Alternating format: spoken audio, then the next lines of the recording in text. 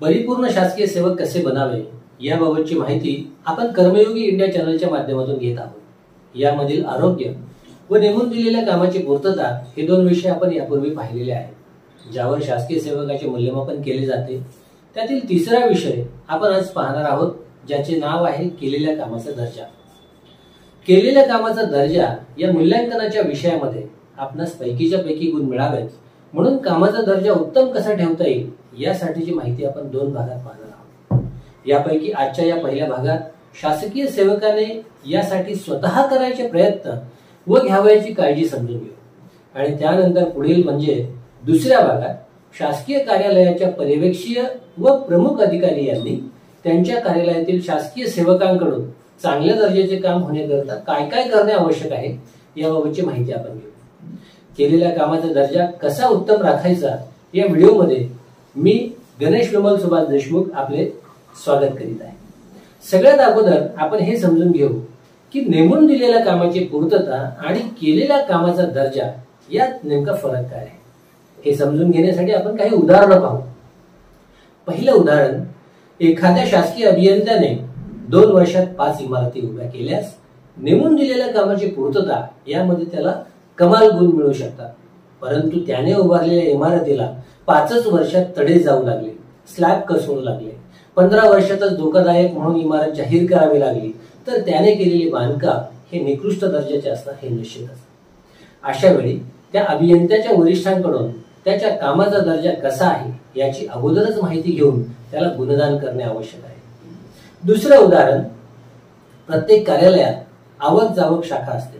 सर्व प्रकरणांची रोजच्या रोज आवक रजिस्टरला आणि जावक रजिस्टरला नोंद पूर्ण केल्यामुळे नेमून दिलेल्या कामाची पूर्तता यामध्ये त्याला कमाल गुण मिळू शकतात, परंतु काय लिहिलंय हे वाचता येत नसेल तर त्या केलेल्या कामाचा दर्जा हा अत्यंत खालच्या स्तराचा असल्यामुळे त्यास खूपच कमी गुणदान यामध्ये केले जाऊ शकते। तिसरं उदाहरण, कार्यालयीन कामकाजामध्ये दळणवळणाचे माध्यम म्हणून पत्रव्यवहाराचे अनेक प्रकार वापरले जातात।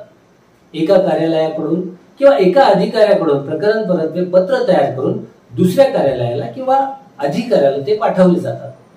पत्रातील विषयाचा गाभा ज्याला पत्र पाठविले त्याला समजणे अत्यंत महत्त्वाचे आहे। यामध्ये पत्र पाठवल्याने कामाची पूर्तता जरी होत असली तरीही त्या पत्रातील मजकुराची भाषा, विचारांची मांडणी, कागदावर चारही बाजूने सोडले जाणारे अंतर, क्रमांक, विषय, संदर्भ व परिच्छेद यांची मांडणी यावरून त्या पत्राचा म्हणजेच पत्र पाठविणाऱ्या शासकीय सेवकाच्या कामाचा दर्जा ठरतो। चौथं उदाहरण, एखाद्या राज्यस्तरीय स्पर्धेचं आयोजन करण्याची जबाबदारी एखाद्या शासकीय अधिकाऱ्यावर सोपवली आणि ती स्पर्धा पूर्ण करून त्याने ती जबाबदारी पार पाडली असल्यास नेमून दिलेल्या कामाच्या पूर्ततेमध्ये त्यास निश्चित चांगले गुण मिळतील, परंतु त्या स्पर्धेच्या आयोजनामध्ये स्पर्धेचे वेळापत्रक, खेळाडूंसाठीच्या सुविधा, स्पर्धा घेण्यासाठी पुरेशा मनुष्यबळाची करावी लागणारी नेमणूक, योग्य मैदानाची निवड, स्पर्धेत भेदभाव होणार नाही यासाठी घेतलेली काळजी व बनवलेले नियम, बक्षीस वितरणाच्या कार्यक्रमाची व्यवस्था या आणि अशा अनेक बाबींवर त्या स्पर्धेचा दर्जा अवलंबून असतो। अर्थातच स्पर्धेचा दर्जा कसा होता यावर त्या जबाबदारी सोपवलेल्या अधिकाऱ्याचे मूल्यमापन होणार असते। ही काही उदाहरणे फक्त आपल्या नेमून दिलेल्या कामाची पूर्तता आणि केलेल्या कामाचा दर्जा यामधील फरक समजण्यासाठी सांगितले। आपण करत असलेल्या किंवा करणार असलेल्या कामाचा दर्जा वाढवायचा तरी कसा हे समजणं सुद्धा खूप महत्त्वाचं आहे। कामाचा दर्जा चांगला बनवण्यासाठी किंवा बनण्यासाठी काही बाबी या शासकीय सेवकाच्या हाती असतात तर काही त्याच्या वरिष्ठांच्या हाती असतात। आपण वरिष्ठांच्या हाती असलेल्या बाबींविषयी माहिती पुढील व्हिडिओमध्ये निश्चितच घेऊ, पण शासकीय सेवकाच्या स्वतःच्या हाती असलेल्या बाबींबद्दलची माहिती आपण आता घेऊ। शासकीय सेवक म्हणून ज्या कामाकरता आपली नियुक्ती जनतेच्या पैशातून झाली आहे त्या कामाची स्वतःला आवड असणे अत्यंत महत्त्वाचे आहे। आवड नसेल तर आवड निर्माण करून घ्या, कारण आपण त्याच कामाचा पगार घेतोय आणि त्यातूनच आपले घर चालते। प्रामाणिकपणे काम करणे अत्यंत आवश्यक आहे।